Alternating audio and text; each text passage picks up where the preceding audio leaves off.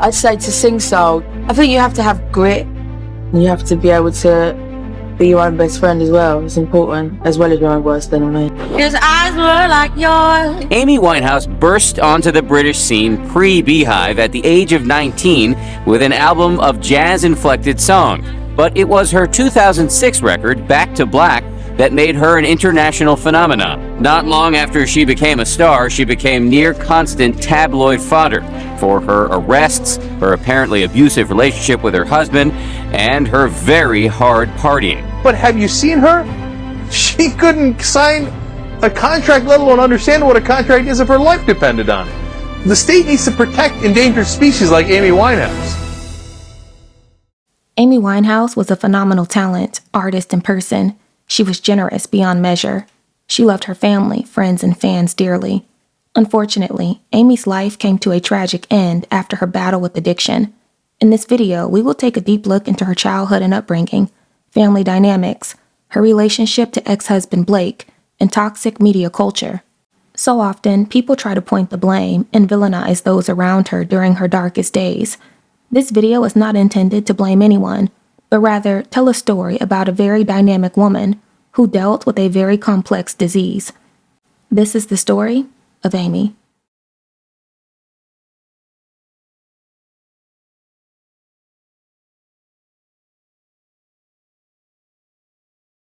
Amy Winehouse was born on September 14, 1983, at the Chase Farm Hospital in Enfield, North London. She was born to parents Mitch and Janice Winehouse, a couple who already had a son named Alex. Amy came into this world like a wrecking ball, making quite the appearance.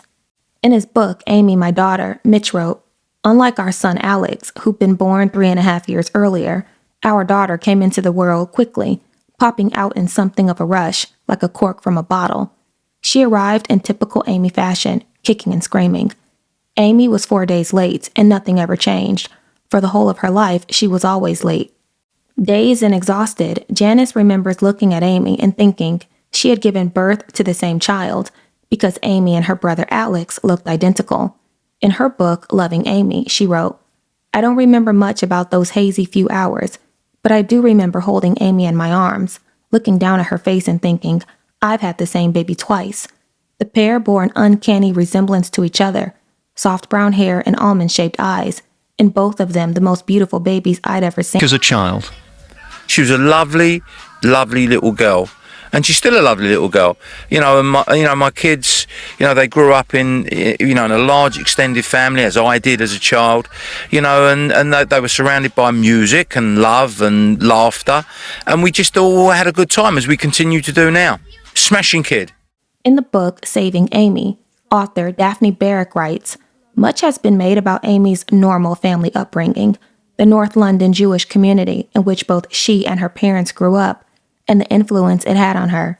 Family plays a big part in Amy's life, as it becomes increasingly evident in the discussions that I have over the next months with the Winehouses and later Amy herself. Amy's family has shaped the way in which she's grown up, the decisions she's made, even the kind of musician she's become. And this place, where Amy's parents grew up, is a huge part of all of that, of helping to explain how Amy has become the person she is today." Her family immigrated to London from Minsk, Belarus in 1890. The story going that her great-grandfather boarded a ship to London by mistake. He thought he was going to New York. He settled in London's East End, otherwise known as London's shtetl. Amy's family participated in typical British Jewish professions, such as barbers and black cab drivers. Amy's maternal grandfather, shown here, was a barber. Her paternal grandfather and father were both black cab drivers, a middle-class career which required studying maps of London for years in preparation for an exam called the Knowledge. Amy went to Hebrew school, and her grandmother Cynthia hosted weekly Friday night Shabbat dinners at her East End home. Her brother Alex recalls, "We grew up in Southgate, North London, and there isn't enough space to write about how wonderful it was. We still had family in the East End, so we would often go there with our parents. The East End was a magical place, dirty, cramped, smelly, still the same as it was before the war. We loved it." Amy's parents, Mitch and Janice, have known each other for a very long time, as they grew up in the same community. After bumping into each other at a party, Janice details the following. It was October 11th, 1975, where we bumped into each other at a party. I'd just come back from America, and it was a case of Mitch asking me to dance. And I knew at that moment that yes would mean life. I knew we would be together the whole time. And it was a case of yes or no, so I said yes. After a year of dating, Mitch and Janice wed in December of 1976. Upon their wedding, the couple would settle into a small 2-bedroom flat in Southgate, North London, a neighborhood that was considered the heart of the Jewish community. Janice's mother, Esther, would never come to terms with their relationship, for she wanted Janice to marry a professional, and she saw Mitch as anything but. After settling down into their new home, Janice struggled with her new role as a wife. She wrote, "Before I had children, I'd never seen myself as the maternal type. In those days, there was a certain amount of pressure to settle down and have a family. All of my friends were doing so. Mitch and I were both from Jewish families. It was the unwritten rule that if you got married, you give your parents a grandson or granddaughter. I didn't see myself fitting neatly into that traditional role." In 1979, however, Mitch and Janice would welcome their first child, Alex, and later welcome Amy in 1983. Soon after the birth of Amy, Janice would go back to work while juggling home, husband, and kids. She wrote, "On reflection, though, I had set myself the impossible task of being a perfect mother, having had no real relationship with my own. My dad, Eddie, who worked as a ladies' garment tailor, was the most stable influence in my life. It was my father who was the figure of stability in our lives. My mother, Esther, on the other hand, could never settle. She was a restless and petulant woman, always chasing what she thought was the next best thing. My mother walked out on my dad for somebody else the day before my wedding. I was 21 and fresh-faced. At the time, I felt relieved. If she wasn't there, she couldn't upset my big day. My mother had a nasty habit of making herself the center of attention. But deep down, I wish I had a mother with whom I had a warm relationship. I watched that day as my dad toughed it out, and that broke my heart more than anything. In many ways, when I had children, I made a conscious effort to be everything my mother hadn't been." Janice was a very hands-on parent, giving her children the love and affection she herself craved. Janice tried to instill structure in their home, though it was difficult, because Mitch's family was way more rambunctious and often let the children get away with anything. Janice would go as far as to say that they encouraged naughty behavior. Amy was loud, a bright child with a lot of energy, who was accident-prone and always into something. So what kind of little girl was Amy? She was mischievous, and she'd get up to things if she could. She was a child that if I said, "Don't do that," she did it. She was forthright. I think you called her Hurricane. Yes. Amy. Yes. How difficult actually was she?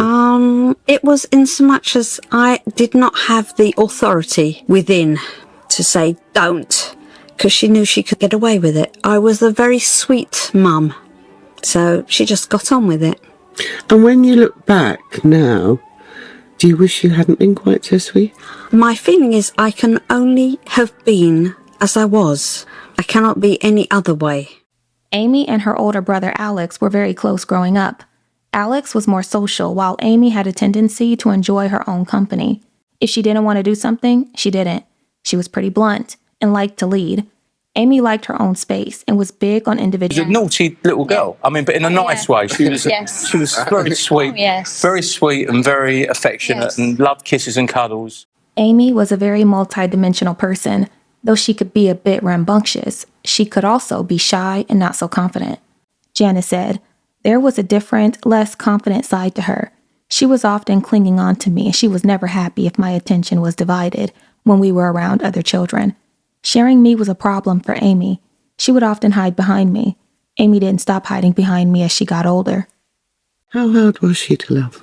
Actually quite easy, because it was unconditional. And I did. When Amy would be around me, she would be like clutching me and holding me. How could that not be easy to love? What are your own personal fondest memories of Amy? Well, she was always loving with me. And that was lovely, because she would always be grabbing hold of me, saying, "Mummy, Mummy, I love you. Mummy, I love you." And then she would hide behind me. Even in her adult life? Oh, yes. Uh-huh. Her home life was pretty normal. A mother, a father, a brother, a loving family. They played together, sang together, hung out together, and all seemed well. But according to Janice, the kids had to cope with a lot. She wrote, "Looking back, I think Alex and Amy had to cope with a lot when they were growing up, because although they were part of a loving family, it was also an unusual one. I was not well. I was experiencing a very odd tingling feeling in my body. It was like having pins and needles all over, and it would sometimes last for hours. I was only 24 years old, so the last thing I expected was anything to be seriously wrong with me.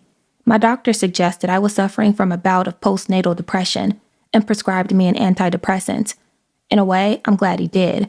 What I didn't know then was that my symptoms were the very early stages of MS. Had that label been placed on me at that young age, I fear I might have seen myself as an ill person and maybe even retreated from life." You were diagnosed with multiple sclerosis in 2003, but I suspect it had been coming on for quite a long time before that. Yes. How did that affect the way you dealt with this very willful child? I'm a person who doesn't think about things, oh, I shouldn't. I get on with it. I'm one to deal with it. In addition to Janice dealing with what was an unknown illness at the time, she took on most of the responsibilities of raising the children. She worked part-time and had to be mom and dad. Janice writes, "When Alex was born, Mitch was working for a double glazing company. By the time Amy came along, he was still in the double glazing industry and working long hours. Mitch can be a bit flash, a bit of a show-off. As fast as he would make money, he'd pour it into clothes and shoes and cars and be overly generous with his friends. When he did come home, he'd shower Alex and Amy with presents." In Mitch's book, however, he doesn't speak about his absence in those early years. From his perspective, he was always present, always around, and was a doting father. Janice writes, "Our children didn't want for anything. They loved him, and he loved them. But I was the constant, the go-to for their practical and emotional needs. I can't pretend I didn't resent Mitch for that, because at times I did feel frustrated and tired. But I also embraced the role because Mitch was working such long hours." Janice had her hands full with Amy and felt like a single mother, though she never complained nor confronted Mitch. She was a quiet woman who often buried how she truly felt. Though they had an agreeable marriage, in 1984 things would begin to change. Mitch wrote, "I was devoted to my family, but as Amy and Alex got older, I was changing. In 1993, Janice and I split up. A few years earlier, a close friend of mine who was married confided in me that he was seeing someone else. I couldn't understand how he could do it. I remember telling him that he had a lovely wife and a fantastic son. Why on earth would he want to jeopardize everything for a fling? He said, 'It's not a fling. When you find that special someone, you just know it's right. If it ever happens to you, you'll understand.' Unbelievably, I found myself in a similar situation. Back in 1984, I had appointed a new marketing manager, Jane, and we had hit it off from the start. There was nothing romantic. Jane had a boyfriend, and I was happily married. But there was definitely a spark between us. Nothing happened for ages, and then it eventually did. Jane had been coming to my house since Amy was 18 months old, and had met Janice and the kids loads of times. I was in love with Jane, but still married to Janice. I was never unhappy with Janice, and we had a good marriage. Some men who stray hate their wives, but I loved mine. You couldn't argue with her if you tried. She's such a sweet, good-natured person. I didn't know what to do. In the end, I just wanted to be with Jane more. Finally, in 1992, I made up my mind to leave Janice." What role did they continue to play in her life? Her nan was there whenever, and Amy would always, if Cynthia said, "Don't do that," she'd be, okay. She respected Cynthia and probably feared her. And her father? That was the problem. He wasn't there as much. So did she just long to be Daddy's girl? Oh, yes. Yes, I'm sure she did. Though Amy appeared unbothered, deep down her father's affair really affected her and would be the inspiration for a lot of her music in the years to come. Her father's betrayal would also affect her romantic relationships and how she interacted with men in the future. Do you guys know if she had like daddy issues or what? Because that's an interesting question. Yeah, I'm not a therapist or anything like that, but generally speaking, if a woman has bulimia issues, that's self-esteem issues. And we gain a lot of who we are and a perception of ourselves from our home. So, you know anything about that? I think the best way I can answer it is if you see the film, you'll realize that we do go into some of these issues, and I think you'll then kind of be able to form your own answer. But I think, you're quite perceptive in what you're saying there. In the years that followed, Mitch would make some very interesting comments regarding his relationship with Janice and Jane. One year at his birthday party, he announced to his guests the following. He said, quote, "Somehow I managed to find Janice first, and this lovely lady Jane after that. And it's their misfortune. I understand. But I'm the lucky one, and this is what it's all about. Okay, these women are just fantastic. They are strong women, Janice and Jane. I love them both.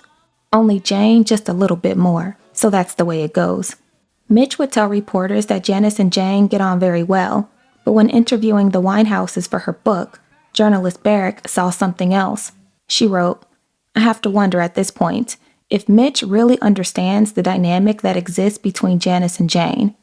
It seems that for Janice, there is still a lot of pain attached to her divorce from Mitch, and so his claim that everyone gets on well doesn't really ring true. Perhaps it's just easier for him to think that." During interviews, Mitch looks guilty when the matter of divorce comes up. He often seems to torment himself, questioning whether his behavior has led to Amy's troubles. He tells me the problem was that when we split up, I tried to overindulge the children a little bit too much. Mitch told me that Alex suffered from depression for 3 years.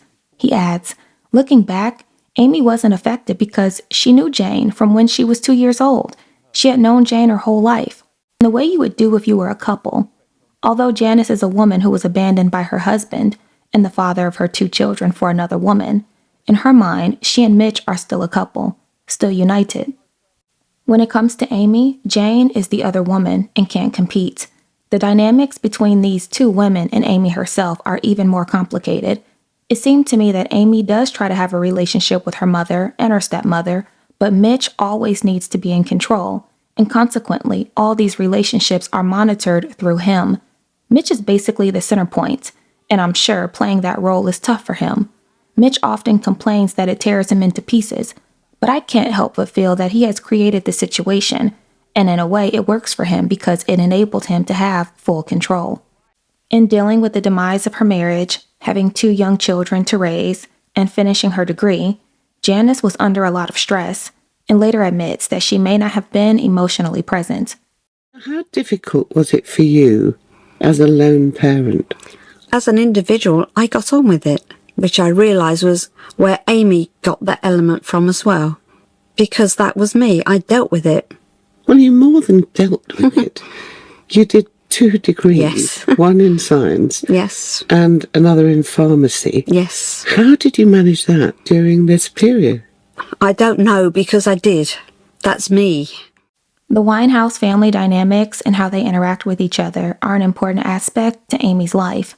When her father walked out on her mother, Amy was crushed and felt abandoned by him.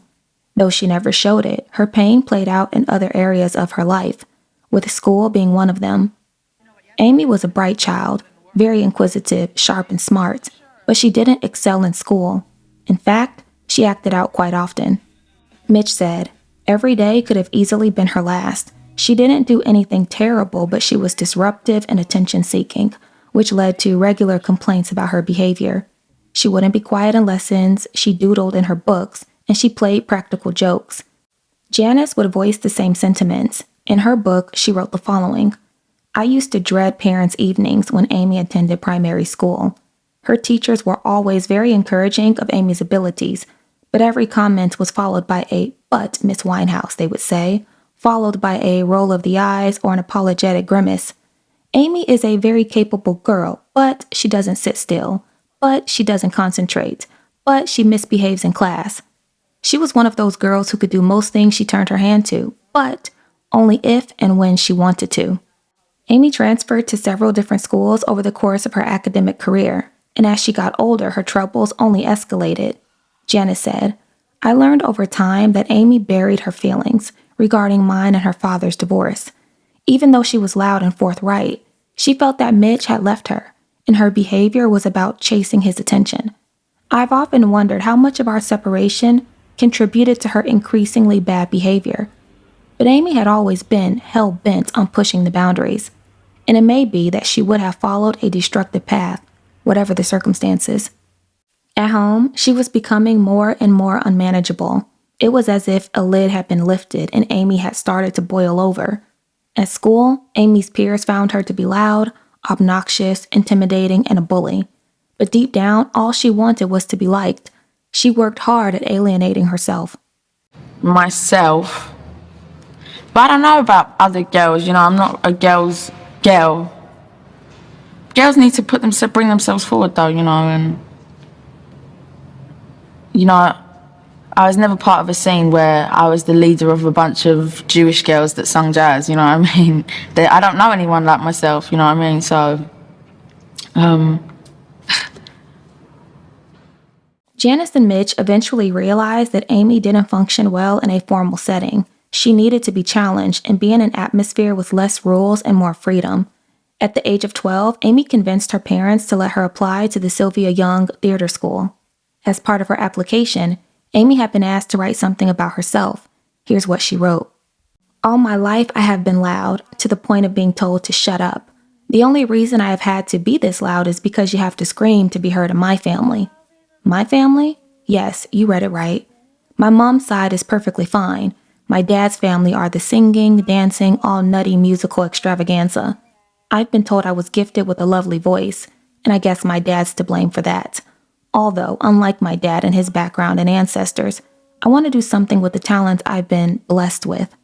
My dad is content to sing loudly in his office and sell windows. My mother, however, is a chemist. She is quiet and reserved. I would say that my school life and school reports are filled with could-do-betters and does not work to her full potential. I want to go somewhere where I am stretched right to my limits and perhaps even beyond, to sing in lessons without being told to shut up. But mostly I have this dream to be very famous, to work on stage. It's a lifelong ambition. I want people to hear my voice and just forget their troubles for 5 minutes. I want to be remembered for being an actress, a singer, for sellout concerts and sellout West End and Broadway shows, for being just me. From a young age, Amy had been exposed to the arts, such as music and poetry, particularly from her father's side of the family. His mother, Cynthia, was a valued person in Amy's life because she saw Amy's raw talent early on and encouraged her to pursue it. Cynthia, or Nan as Amy called her, played a significant role in her life. How old was she when she came to work with you, and was it easy to see, even at that stage, that she was going to be a superstar? To be a superstar, you not only need the talent, you need the opportunity, the right position, but she auditioned for a scholarship, and the voice was beautiful at 13, and she sang, I think, something like The Sunny Side of the Street, and a good old-fashioned jazzy style, and she was wonderful. We gave her a half scholarship. We certainly thought she would do very well in the musical theatre, well, in the musical field, not in the musical theatre, but although she was extremely bright and wrote brilliantly, that is why I think her lyrics are so clever and meaningful, apart from the fabulous voice. At Sylvia Young, Amy would take up singing, acting, and dancing classes 3 times a week and really work on her craft. She participated in musicals, plays, and this outlet gave her life. It gave her something to look forward to and a way for her to express herself.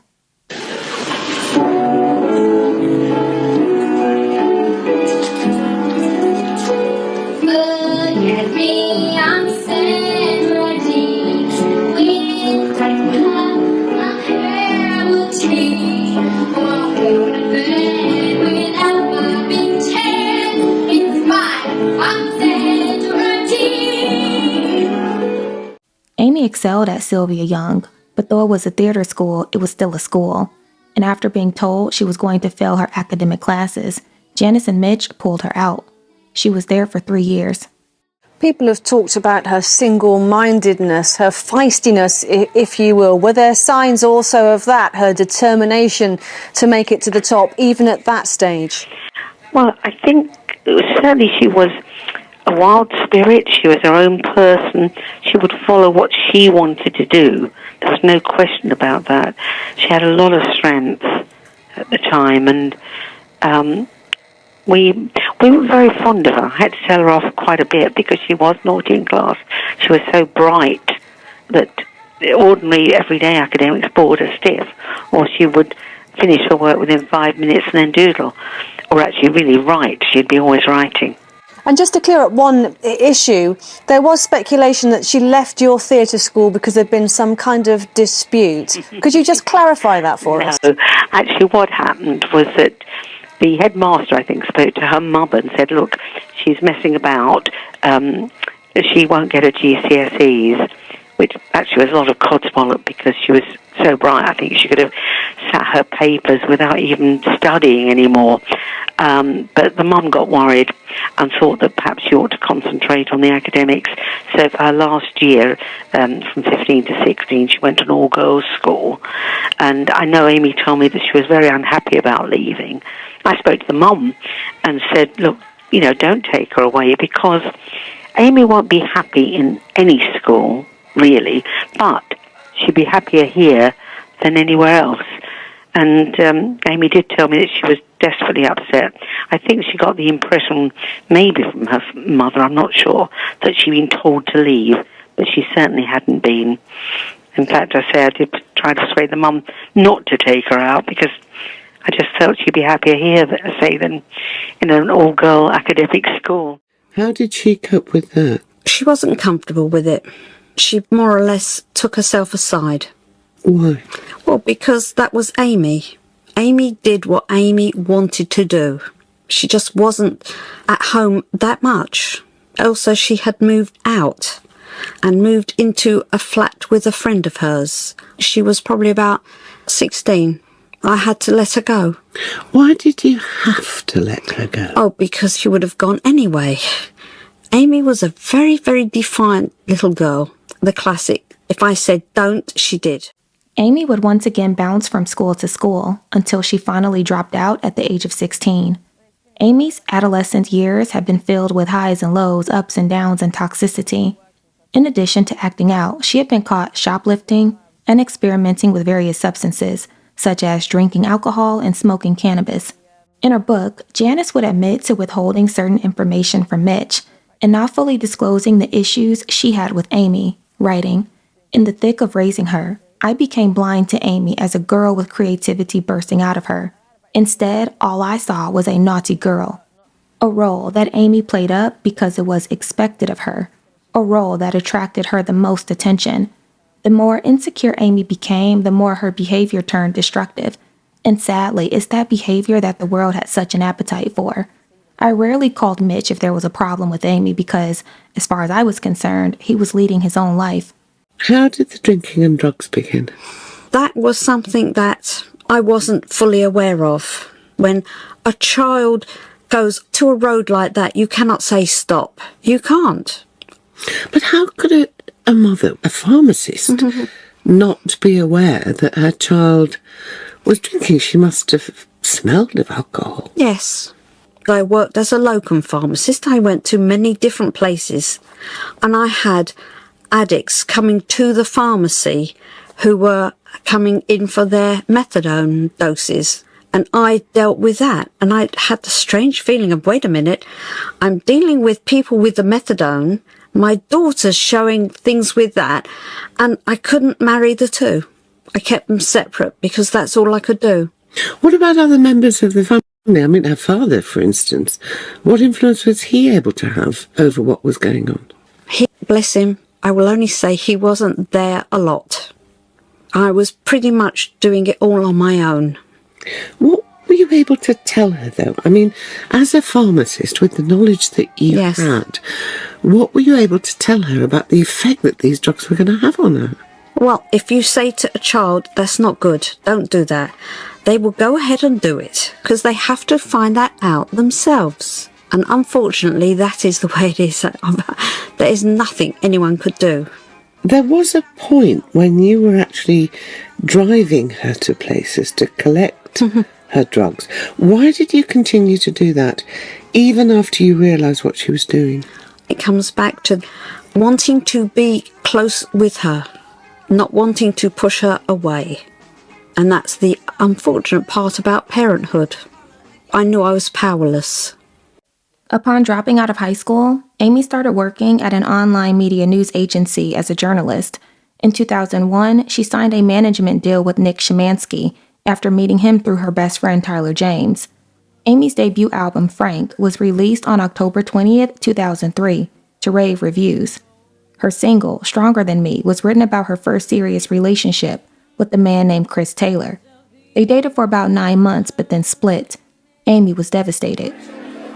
Everything in life, you know, I guess what interests me a lot is the relationship two people can have with each other, and how badly that can get messed up sometimes when other things get involved. So, yeah, my album is primarily about my ex-boyfriend, who obviously I had a strong connection with. And then, you know, other relationships that I've had in my life, like with my canary, who I wrote October Song for, and my dad and my brother, you know, it's all in there. Stronger Than Me was, I wrote that for a man that I was with at the time, who I wrote a lot of the songs about, and we'd already split up a couple of times. And I didn't really know why we were not supposed to be together. I mean, I know that if you break up with someone, when you get back together, it's going to be all the little things that annoyed you about them is going to annoy you 10 times more. But I didn't understand why we weren't supposed to be together.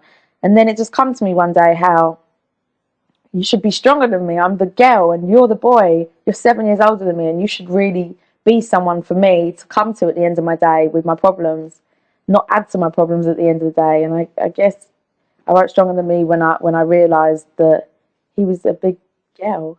Amy quickly became known for writing personal songs that directly related to elements of her life. Her lyrics were windows to her soul, raw, real, and intimate. Frank became a double platinum album and won several awards.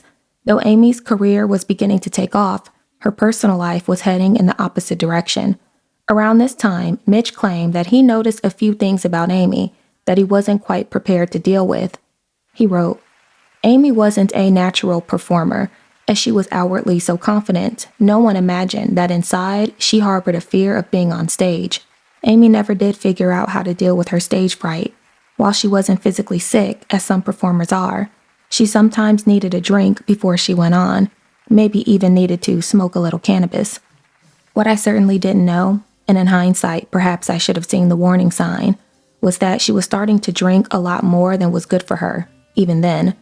As a teenage girl, she'd suffered from a few self-esteem issues and depression, and was on antidepressants at the age of 14. But during the summer of 2004, in the midst of her first taste of success, Amy's regular drinking habits were worrying me. After hearing reports from Amy's friends about her drinking, Mitch called over Nick Shymansky and Nick Godwin to discuss Amy's problem. Mitch said, "We had a sense that Amy was using alcohol to loosen up before her gigs, but the others thought it was playing a more frequent role in her life. The subject of rehab came up. I was against it. I thought she just had one too many this time, and rehab seemed an overreaction. I think she's fine," I told everyone. As we carried on talking, though, I saw the other side, that if she dealt with the problem now, it would be gone. After a while, Amy came down, and we told her what we'd been discussing. As you'd expect, she'd said, "I ain't going." So we each had a go at changing her mind. First the two Nicks, then Lauren, then Jane and I. After talking to Jane privately, she said, "All right, I'll give it a go." The next day, she packed a bag, and the two Nicks took her to a rehab facility. We thought she was going for a week, but 3 hours later, she was back. "What happened?" I asked. "Dad, all the counselor wanted to do was talk about himself. I haven't got time to sit there listening to that rubbish. I'll deal with this my own way." This event would be the inspiration behind her hit song on her second album, Rehab. Tried to make me go to rehab, I said no, no, no. Yes, I've been black, but when I come back, you're no, no, no. I ain't got the time. If my daddy thinks I'm fine, just try to make me go to rehab, I won't go. go, go. I'd rather be at home with the right. I ain't got 70 days. 'Cause there's nothing you can't say. I just think you're the greatest. And this me, baby, and the rest. Tried to make me go to rehab. I said no, no, no. Yes, I've been black, but when I come back, you're no, no, no. In a relationship, and Amy would ultimately become the other woman. After a month of dating, Amy would get a tattoo of his name over her breast. It was clear to her family and friends that she was head over heels in love with the troubled young man. But this relationship, for good reasons, concerned her loved ones. They would say that it was rocky from the start. Mitch wrote, Amy's old friend Tyler says that he noticed a massive change in Amy when she first met Blake. He became the center of her world, and everything revolved around him. Tyler told me that Blake offered him cocaine, not something that Tyler or Amy would normally have come across. Blake and Amy would have a very toxic relationship, often resulting in the couple being off and on. After one of their many splits, Amy's beloved grandmother Cynthia would lose her battle with lung cancer on May 5, 2006. These two events would send Amy into a downward spiral as she began drinking excessively. Winehouse, genius, although I'd have gone for back to Jack, dependent on if she'd been seen drinking a whiskey. I'm not really bothered about what I do when I'm not doing gigs, to be honest. I just want to go out and have fun, but, I'm a very silly girl a lot of the time. I'm a bit of a dickhead, to be honest. I don't think stuff that's ever written about me is unjust or unfair. It's usually based on stuff I've said or done. I was drinking a lot. I came out of a relationship and I was just doing one destructive thing after the other, I suppose, or having a good time. While in this downward spiral, Amy would spend the next few months working on her second album, Back to Black, which, like her first, spoke about personal issues she struggled with. The pain that Amy channeled into her album would pay off, as it became a hit in the UK and the States. Upon her success, Blake would come back into her life, and the two would return to what was a very toxic relationship. And to the disappointment of her family, they wed in May of 2007. How did you cope with her relationship with Blake, who I think she always used to refer to as her man? Yes, I think that's another area that I shall leave alone. Why? Because I'm a realist. It was happening. There was nothing I could do about it. So I just put up with it because I had no other choice. Barrick wrote, I have to question how much Mitch and Janice, as parents, are complicit in what happened to Amy after she got back together with Blake. It is certainly clear that Janice had a strong dislike of Blake from the outset. Janice loves her daughter, and in her mind, Blake is the reason that Amy moved onto Class A substances. Their relationship is a codependency of two addicted people, but for Janice, it is quite simple. Blake is to blame for Amy's addiction, and she hates him for it. And one has to question why neither Mitch nor Janice stepped in at an earlier stage when they saw the warning signs after meeting Blake.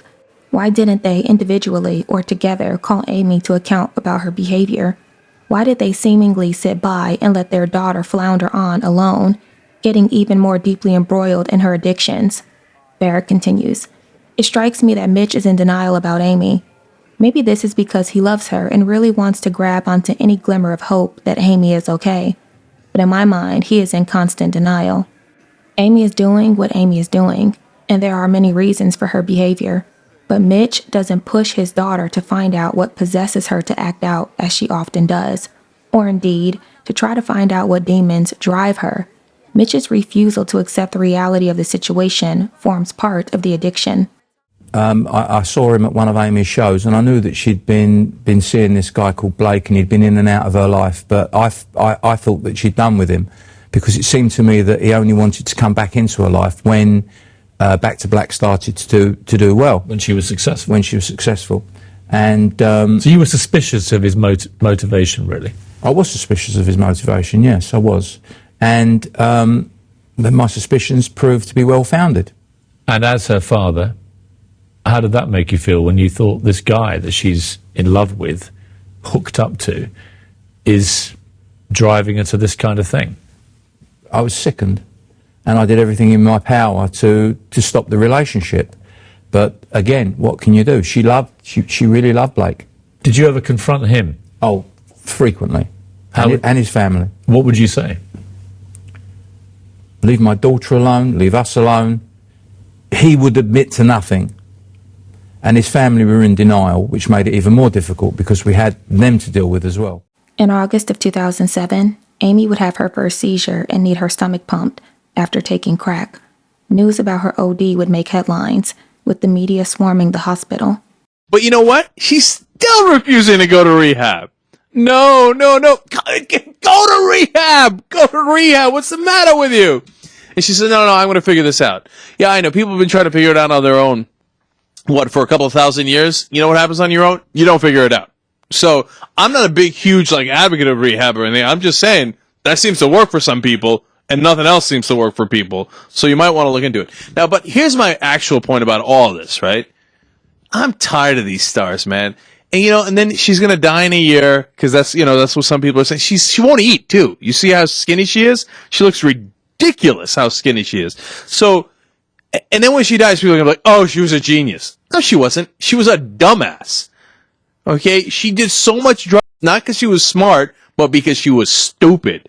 And she drove herself into the ground. And so if she dies, I don't want to hear anybody talking about how she was a genius. She was one of the dumbest people on the planet who starved and drugged herself to death, if that's what happens. But I hope she recovers, and I hope she gets her head out of her ass and goes to rehab. On August 22, 2007, another story ran. Amy and Blake had a brawl, and Paps were there to catch it all. Mitch wrote, all hell broke loose at Sanderson. Amy and Blake had a huge bust-up. Amy Winehouse in a fight with her boyfriend that is horrific. His face is all mangled, and then she's bleeding and bruised, and then you got the on the shoe, you got the knee that's all bleed up, and the lower left-hand picture there. And this couple, man, I don't even see it. First of all, at this point, it looks like he's the sane one out of these two, which is another level of unbelievableness. But look at this guy. This is one of the ugliest guys I've ever seen in my life. And he looks like such a drug-addled clown. And what's with the frickin' shoes? No, that's when I wrap it up. I see this guy, I look at those shoes, and I go, okay, I'm done with you. Okay, you're done. Right? Show a picture of Amy Winehouse when she first got started in 2003.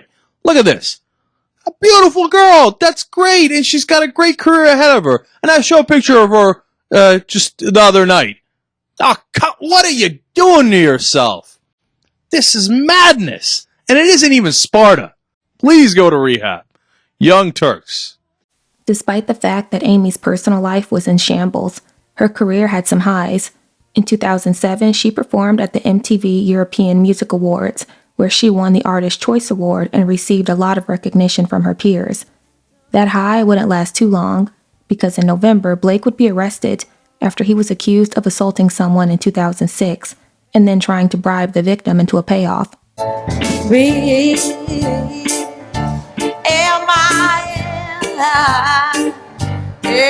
My tears dry, without my God. You're wearing back, so what you know, so powerful. All that we went through, and I turn a trouble track. My arms are dead. Yeah, I go back.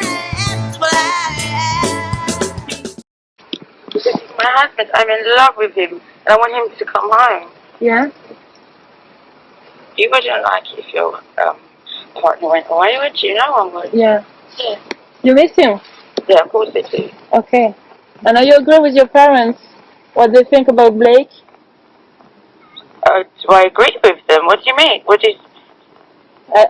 I mean that they are not really happy that he will be released. That he will be released. My mum doesn't know Blake very well, and Blake, unfortunately, was taken away from me before they could really get to know each other. My dad loves Blake, and it's unfair.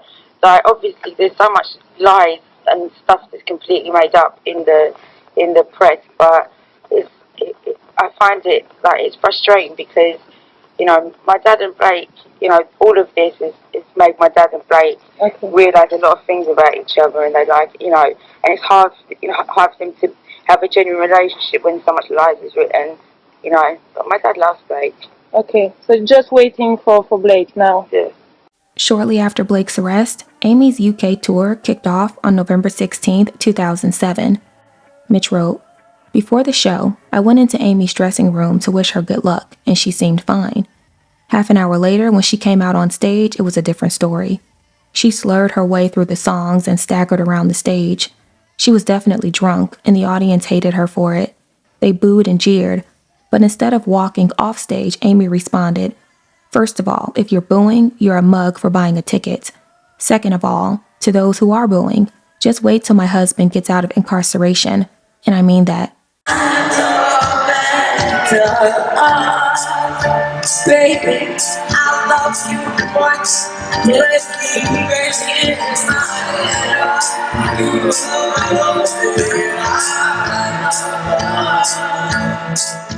Birmingham would be the first of many concerning performances. Mitch, along with Amy's team, would eventually cancel this tour, as Amy was in no position to perform. But with social media on the rise, videos and footage of these performances would make headlines.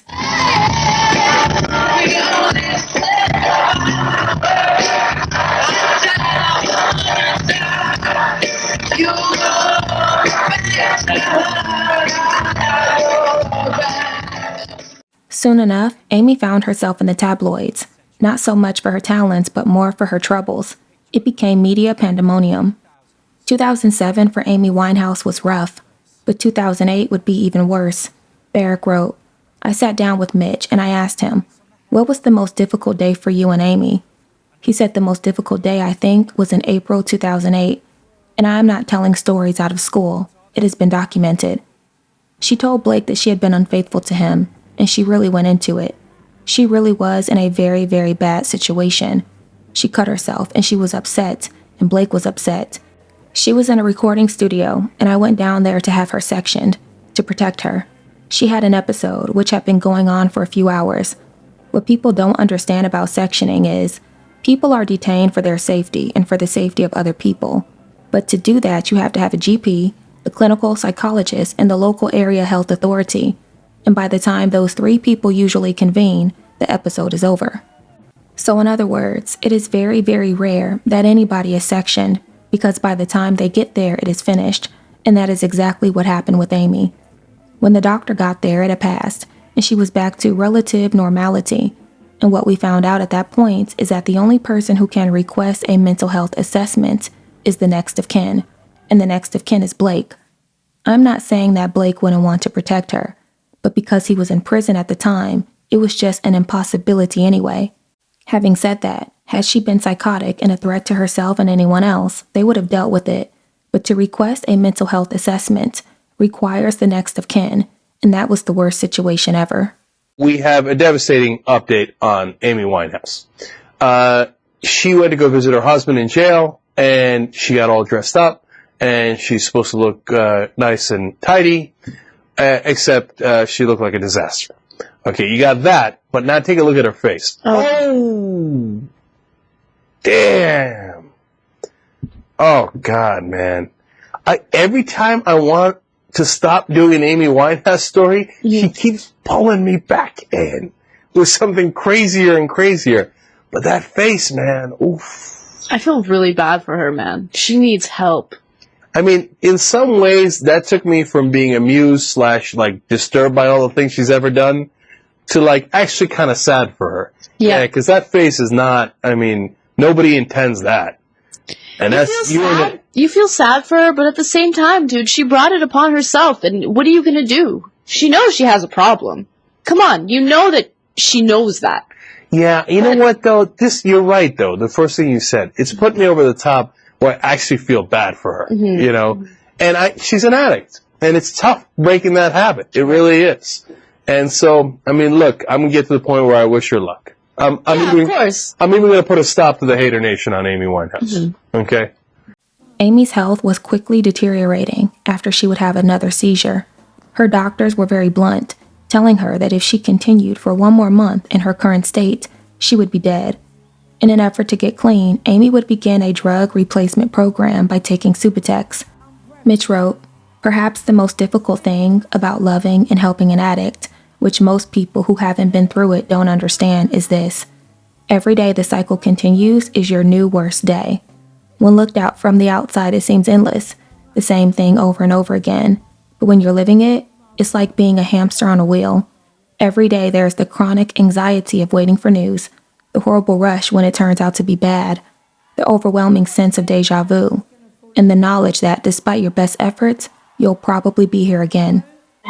I'm really glad. I mean, you know, I got a bad voice and all that, yeah. And I should have cancelled because my voice, I'm not singing right, and I can't even hold the microphone. But I just wanted to be here so much. You don't even know. I don't even know. I'm serious.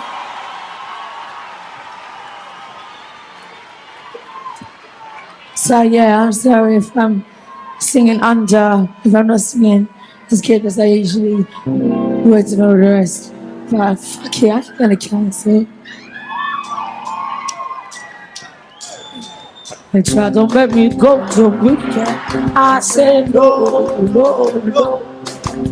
Yes, I've been back, but when I come back, oh, no, no, no. I ain't got time. Yeah, my daddy says so don't make me go to PK. I won't go. I'd rather be at home with my play. Why ain't I 70 days? Cause there's nothing there. There's nothing you can teach me. I didn't learn from the same way. I didn't learn body language, but I know it's gone go. And I shot like let me go to I said no, no, no. Amy's addiction to Class A substances would slowly come to an end in 2008, but her addiction to alcohol would only escalate. It became clear to her loved ones that she had swapped one addiction for another. Amy would be caught having spats with paparazzi, civilians, and being in a public drunken state. Eventually, in 2009, she went to St. Lucia to get away from it all. While in St. Lucia, Amy tried distancing herself from the toxic tabloid culture. Despite her efforts, the paparazzi still followed, feeding the media with unflattering stories about the singer. In St. Lucia, Amy was in her element. She took up horseback riding, drumming, and spent a lot of time with the locals, especially children, that she was quite fond of. After struggling for years with an ED, Amy even began putting on some weight, and things seemed to be heading in a very positive direction. Unfortunately, Amy was still an addict and was struggling with alcoholism. While on their way to a gig, Mitch depicts the following incident. Amy started sweating, panting, and shaking. Phil knew straight away what it was. She's going into alcohol withdrawal. You need to get her a drink, which will stave off the craving. Are you kidding? I asked. She needs a small amount of alcohol and that will do the trick. Amy was in a bad way and I was in no position to argue. So I stopped the cab and bought her a miniature bottle of vodka. She drank it, and sure enough, it worked. Mitch knew her drinking was getting out of control and spoke to Amy about it quite often. She would go days without having a drink, but the withdrawals would be so bad.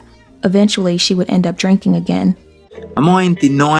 By 2011, Amy's loved ones were more worried now more than ever.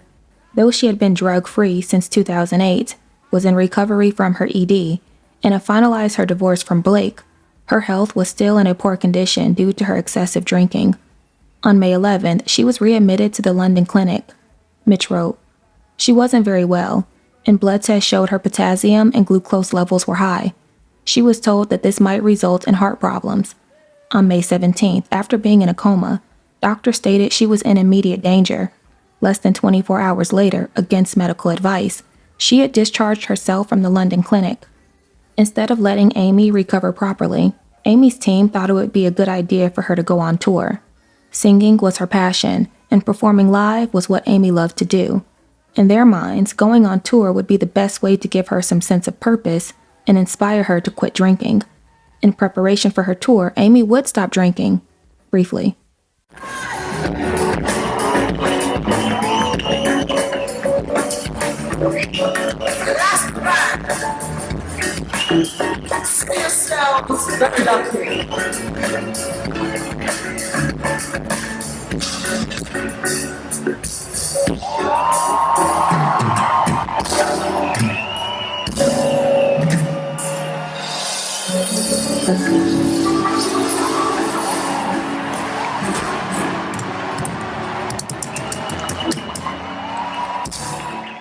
You have a lot of adrenaline, you have a lot of, you're really built up. And when you come off stage, my boy Zalon, me and him are always like really sad because the adrenaline from doing a gig means that when you come off, you're like this. Like, you're like, all right, I'm fine, you all right? Like, you're really sad when you come off stage because you go up there, you're so geared up, and then when you come off, you're like, do you want a drink? Yeah, me too, all right? Like, it's so, like, miserable. Tour, when you go on tour, it's kind of like that. When you come off tour, you're kind of like that, but about 100 times worse because you go on tour, it's like a prolonged thing, you know? Like, when you come off stage, you're not miserable because you're like, that was good, let's get drunk because tomorrow we've got another show. When you come off tour, you're kind of like you just want to curl up in a ball and never talk to anyone again. Her first show that night in Belgrade, Amy went on stage drunk and it showed. Her performance was disastrous, and much of the audience were booing. She couldn't remember what city she was in, or the lyrics of her songs, or even the names of her band members. Throughout, her manager Ray was trying to pull her off stage, but she wouldn't leave.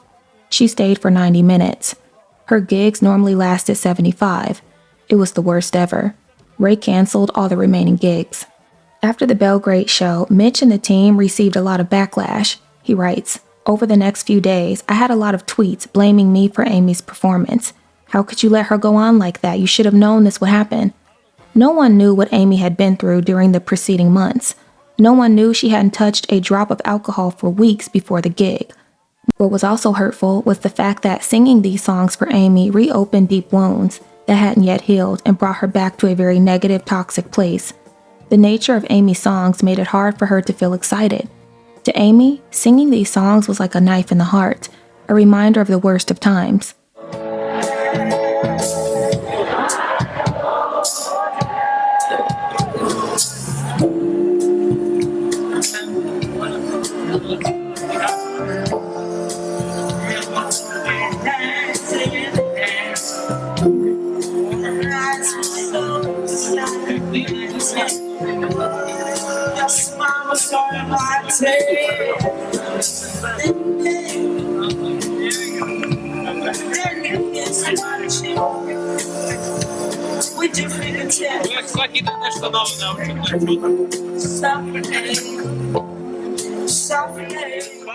You know, it's who was in control then? Who was actually booking those places, those performances, those tours? Who would want it to keep going on? And there were certain people that were in charge and that were in control, and for whatever reason they kept making these decisions which maybe in their eyes were clever ideas or good choices and good decisions to put her on tour, but she was in a bad way. And I don't think she was making those choices all the time. Or if she was, she didn't know. She was in a fit state to make those decisions at the time. Upon the cancellation of her tour, Amy would return to London, back home, where she drank off and on. In July, she would make her last public appearance after attending her protégé's performance.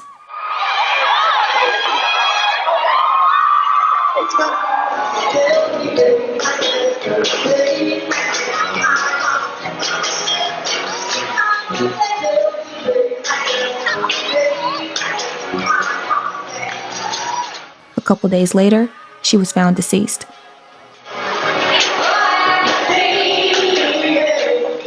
I'd just like to give a short statement about today's events. Police were called by the London Ambulance Service to a house in Camden Square, Northwest 1, shortly before 16:05 hours today. Following reports of a woman found deceased. On arrival, officers found the body of a 27-year-old female who was pronounced dead at the scene. Next of kin have been informed, and I can confirm that the deceased is Amy Winehouse. Amy Winehouse was found in her home on July 23, 2011. She had passed due to alcohol poisoning. Her mother, Janice, would later detail her passing in the following interview. Unfortunately, alcohol is another beast.